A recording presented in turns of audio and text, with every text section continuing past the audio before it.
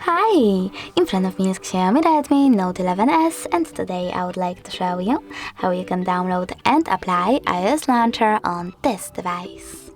First of all, go into Play Store, tap on the search bar and type in iOS Launcher.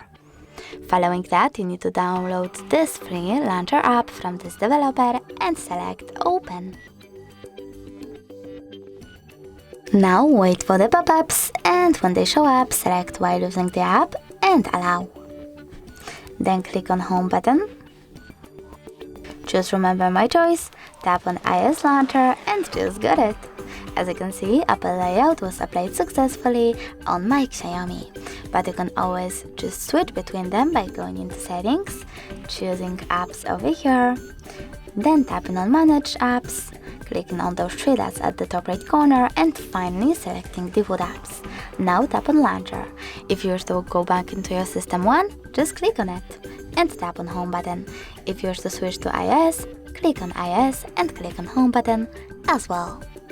Thanks so much for watching. If you enjoyed this video, leave a like, comment and definitely subscribe.